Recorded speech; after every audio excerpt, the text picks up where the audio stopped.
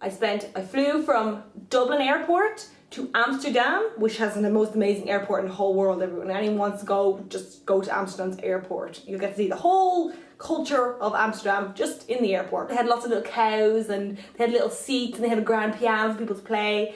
And I refrained because, you know, I couldn't unleash my amazing talent on them because I'm so good. I can play one-handed Mozart stuff, you know, brilliant. I learned on the keyboard. And so basically I ended up there for 2 hours, and then I flew to Boston, and it was 7 hours. But the problem was, I find about flying, I really want to stop with this just a little bit. You're very anal about security in America. A bit too anal for me.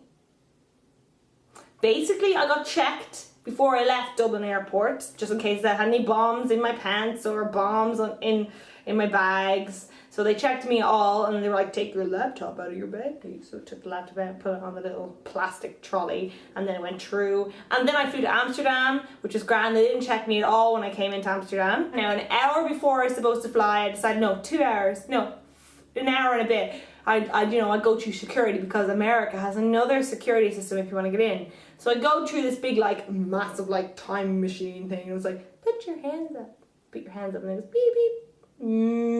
I think it's radiation they're exposing us to, but I'm not sure. And, like, you know, that could not be healthy for me. But anyway, so then I put my hands up, and then they kind of scanned me, and then they patted me down to make sure I didn't have any bombs on me. Then your mom was like, do you know where you're staying in America? And I was like, I don't know where I'm staying. I don't know. I think it's this. So I wrote down what I thought, and she was like, are you sure? Are you sure you know where you're staying? And I was like, are you sure this is the address? And I was like, no. I was like, but I'm almost 100% sure. And I was like, oh, and I was like, Massachusetts is definitely spelled wrong. I was like, I'm dyslexic, you know, sometimes I hide behind that for, you know. But anyway, it's like, I can't spell Massachusetts. And she was like, it's okay, go through. So then I got to sit on a plane for 7 hours. The weird thing was, I ended up sitting next to this guy, and I'm one of those people who hates talking on public transport. Like, I absolutely hate talking. Like, sometimes, like, people turn around and you're like, oh, hi, and I'm like, hi, how are you? I'm like, please don't talk to me, please don't talk to me. It's just something I just love, like, having my music on, looking at the window kind of thing. But after 3 hours of flying on this jet, I was like, oh, it's getting really boring on the jet. I was like, iPod, and it was like this book called The Crackpot, which is a brilliant book, but not when you're actually reading when you're flying and your legs are starting to swell up and you're like, oh, it's kind of hurting from being so high up in the air. And the people on the plane are like seriously American. All the horrors is like, hey, you guys, you want soda or water? Soda or water? Soda, water, tea, coffee? Soda, water, tea, coffee. And it's like, soda always comes first. And there was this guy in front of me, and he kept drinking Coca-Cola. It was so funny. And it was like his wife didn't want him to drink it. He was like, can I just get a can of Coca-Cola? Because they were like,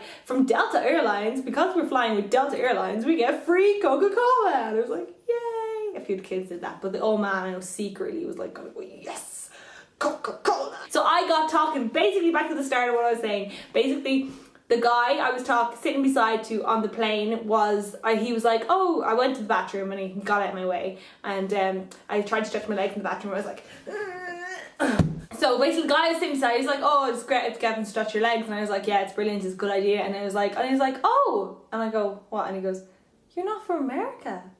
And I was like, no. And he was like, I had a feeling you were. And I was like, why? Because you asked me for my pen, and I thought I hinted an American accent, but it's now apparent you're Irish. We can now talk because we're not that far apart from each other. He was a university lead lecturer, I think, and he was talking about how he liked math. So I was talking about maths and his children and his dogs and his cycling habits. He was just talking about things and and I was like, oh, you like movies? And he was like, yeah, but since I had children, my wife didn't really get to go to movies. And I was like, that's sad. He was like, yeah, I know. So basically then we lapsed into silence for the next about an hour.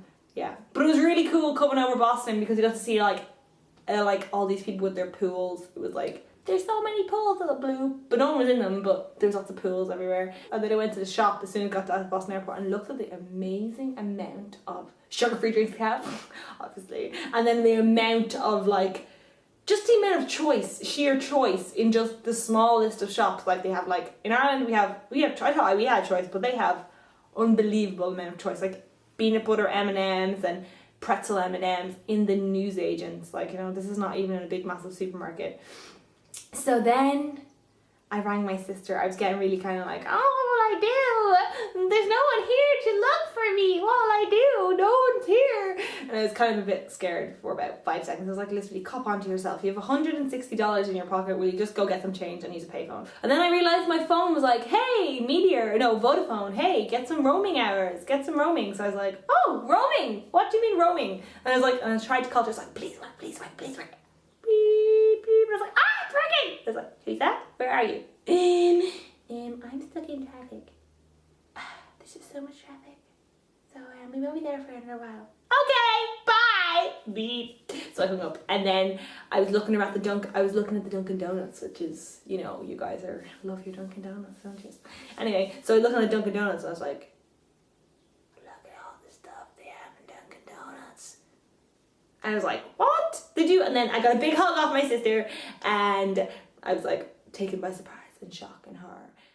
6 pour un départ en avance.